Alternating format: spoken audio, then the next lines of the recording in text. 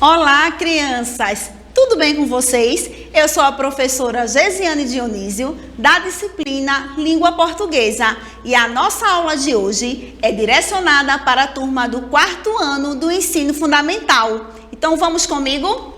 A nossa aula de hoje tem como tema gênero textual carta. E para começar, vocês sabiam como surgiu ou sabem como surgiu a carta? Vocês sabiam que as cartas, elas surgiram há muito tempo atrás e que os reis do Antigo Oriente Médio, eles já escreviam cartas? Vocês sabiam disso? Alguém aqui já leu a carta de Pero Vaz e Caminha? Percebe que a carta dele foi escrita em folha de papiro? No livro de vocês em língua portuguesa, tem essa carta de Pero Vaz de Caminha, se não me foge a memória. E ela foi escrita, em folha de papiro, ou seja, isso significa que a carta existe há muito tempo atrás. E ela serve justamente para estabelecer uma comunicação entre locutores e interlocutores. E também, nessa carta de Pero Vaz de Caminha, ele envia essa correspondência, comunicando a descoberta de novas terras. Vamos continuar. Carta. Vamos lá, Chaminézinho. A carta, como eu já falei, é um gênero textual de correspondência, qual visa estabelecer uma comunicação. Deixa eu frisar uma coisa para vocês. Uma comunicação entre interlocutores e locutores. Vocês já ouviram também receptor, emissor, remetente, destinatário? Vocês sabiam que essas palavras, elas se comunicam entre si? Por exemplo, o locutor é o mesmo que emissor e remetente. Ou seja, a pessoa que escreve a carta, a pessoa que envia a carta. Destinatário é o mesmo que interlocutor e receptor. Beleza até aí? Vamos lá. A carta é um meio de comunicação escrita que segue uma estrutura. E essa estrutura, ela é mais rígida do que o bilhete. O bilhete é aquilo mais simples, às vezes você esquece alguma coisa, aí deixa lá na geladeira. Se bem que hoje é muito raro as pessoas usarem, né, a questão do bilhete. Mas existem pessoas que ainda usam, mesmo com o avanço da tecnologia, aí deixa lá um bilhetinho na geladeira para a mãe, para o pai, tô indo para tal lugar e tal, certo? Continuando, eu trouxe para vocês algumas imagens. Essas imagens lembram alguma coisa? Temos aqui um notebook. Temos também um envelope, uma mão segurando um envelope. Esse envelope, logo, você se remete à carta, que é o gênero textual que nós estamos estudando hoje. Mas ao redor dele também tem outras imagens. Tem aqui o arroba, tem um gancho de telefone, tem um envelope, tem o celular. Tem uma moça ali segurando o notebook e ao lado dela tem várias informações. Tem um globo, tem uma chave. Mas essa imagem a gente vai comunicar, falar um pouco dela mais à frente. E também ali tem um símbolo, Chaminézinho. Chaminézinho tem um símbolo ali. Vocês aí de casa estão vendo que tem um celular ali com um símbolo? Eu acho que alguém aí de casa respondeu o WhatsApp. Isso mesmo, o aplicativo WhatsApp.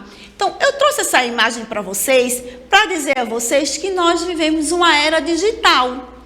A carta existe sim a carta escrita. Mas hoje, qual é a forma que utilizamos para escrever carta? Utilizamos o correio eletrônico, ou seja, enviamos um e-mail. Lógico que é muito mais rápido do que enviar uma carta. Por isso eu trouxe essas imagens para mostrar a vocês a questão do avanço da tecnologia e que, lógico, tem os seus benefícios, mas que a escrita também é muito importante e muito significativa. Vamos continuar. Tipos de carta. Temos a carta pessoal, que eu acredito que é a que vocês mais usam, a mais conhecida, que é aquela carta que você pode enviar para um amigo, para um familiar. E essa carta, o cunho dela é mais íntimo, né? Você tem mais uma aproximação com aquela pessoa que você está enviando a carta. Por isso que ela é caracterizada como carta pessoal. A carta do leitor. Quando vocês estão lendo jornais, ou revistas, ou blogs, até mesmo digital, vocês perceberam que tem um cantinho lá reservado para a carta do leitor? A carta do leitor refere-se justamente para indicar um apoio ou uma insatisfação com relação a algum conteúdo, alguma situação. A carta argumentativa, ela já tem o objetivo de convencer o leitor. Já é mais para aquela carta redação do Enem. Eu trouxe só para a gente dar uma pincelada nos tipos de carta. A carta aberta já é um instrumento político, porque ela relata um problema ou tema de interesse coletivo. Vamos lá.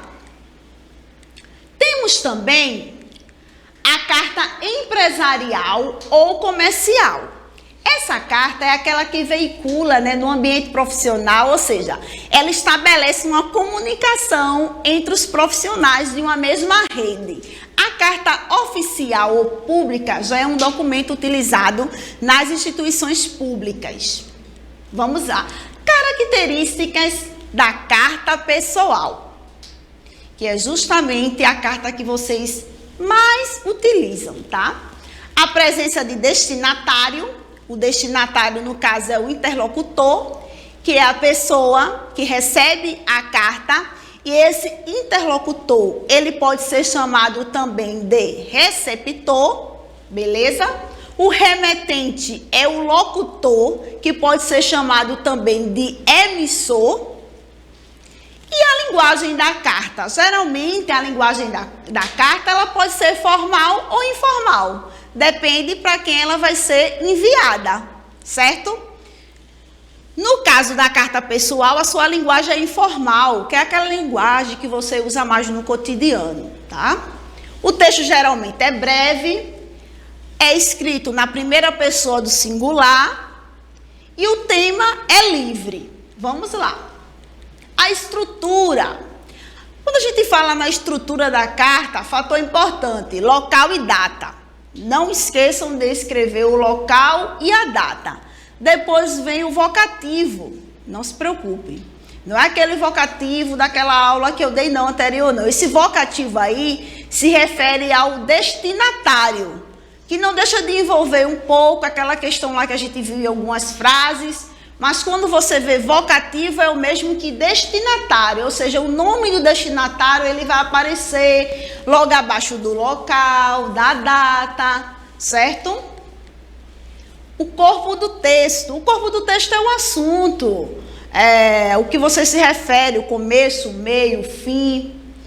Aí vem também a despedida das saudações do remetente. Da maneira que você achar melhor, se for de cunho formal ou informal, atenciosamente ou beijos. E temos também a assinatura. A assinatura é muito importante. E geralmente no final da carta você assina com o seu primeiro nome. Vamos lá. Para compreender melhor esse tipo de texto, eu trouxe aqui 2 exemplos. O primeiro exemplo é uma carta pessoal. Rio de Janeiro, percebe lá a data, abaixo da data, a pessoa que você está se referindo. Querida maninha, como a senhora está? Estou morta de saudades de casa e mal posso esperar pelo Natal, quando iremos finalmente nos reunir novamente e relembrar os velhos tempos. Estar longe de casa tem sido um grande desafio. É só mesmo a senhora para me ajudar e me dar forças que necessito. Obrigada por tudo. Ah, sim, os estudos estão indo bem. Estou encerrando as provas, mas até agora não me saí bem e acho que não irei para exame. Como andam os padrinhos? Eles conseguiram ir para Natal? Espero que sim. Diga, meu irmão, que é bom que meu quarto esteja limpo e cheiroso. Quando eu voltar, não quero saber da bagunça de lá, tá? Enfim, te amo muito. Percebe aí o ênfase que dá aí a letrinha U, muito manhã, saudades, saudades, beijos carinhosos. Eu trouxe esse texto para vocês para mostrar as características justamente que falamos anteriormente da carta pessoal. Percebe aí que é de cunho mais íntimo, esse muito que ela dá ênfase, a questão do irmão não bagunçar o quarto dela. Como eu já falei, né? Ou seja, a carta pessoal, ela é mais subjetiva, ou seja, o que é subjetivo? Ela está mais inerente ao que você sente, inerente ao ser humano, são elementos de contexto familiar. Vamos para a carta 2. A carta 2 percebe que a linguagem dela é a linguagem formal. A carta ela está direcionada para o diretor. Brasília, a data, para vocês não esquecerem, o local, a data, 15 de fevereiro de 2014. Caro diretor, não vou ler toda. Caro diretor, venho por meio desta solicitar o espaço exterior para realizar a Feira de Ciências, organizada pela turma do 9º ano, que ocorrerá dia 20 de fevereiro na Escola Estadual José Alves. Visto a importância desse evento e a impossibilidade de o realizar na sala de aula, pedimos encarecidamente o espaço externo. Desde já agradecemos a atenção. Atenciosamente, aluno representante do 9º ano. Percebe a diferença na linguagem? Que essa linguagem aí é formal, a outra é informal? E aí, vocês se identificam com essa imagem? Essa imagem eu coloquei lá no segundo slide, só que eu não coloquei ela em ampliada como está aí. Vocês percebem que vivemos uma vida digital? Eu trouxe essa imagem, por que eu trouxe essa imagem? Porque geralmente usamos mais e-mail do que o próprio gênero textual carta. E com essa aula de hoje eu quero também incentivar vocês a escrever. É muito importante a escrita. Quando a gente exercita a escrita, então a possibilidade maior é de a gente cada vez mais aprender e aprender. Tanto a leitura quanto a escrita. Elas se relacionam. Então a gente percebe aí, a moça ela está com um notebook, tem outros ícones relacionados à vida digital. Aí eu trago essa imagem, tem o arroba ali também, a questão do e-mail, a questão do correio eletrônico, que hoje substituiu em partes, né, a questão da carta. Alguém se identifica aí de casa com essa imagem? Vocês gostam de tecnologia? Eu acredito que sim, né? Vivemos uma vida digital. E essa outra imagem? E aí, chaminézinho? Você sabe quem é esse? Vocês sabem quem é esse aqui? O que é que ele faz? Ele é responsável por quê, gente? Pelo quê? É o carteiro, isso mesmo. Quando você escreve uma carta para um amigo ou um familiar que está distante, é importante a ajuda de quem? Você tem que ir lá, né, até os correios. E esse carteiro, ele é o responsável de encaminhar a sua carta para o destino desejado. Vamos a uma curiosidade sobre a carta. Vocês sabem o que significa PS, P.S? Lógico, né? P.S é uma sigla, mas o que ela significa? A sigla P.S, ela apresenta uma informação abaixo de todo o texto. Significa pós-escrito ou escrito depois, certo? Por exemplo, você está escrevendo uma carta e de repente você já terminou a carta ali, você lembra de alguma informação. Nossa, eu deveria ter escrito isso.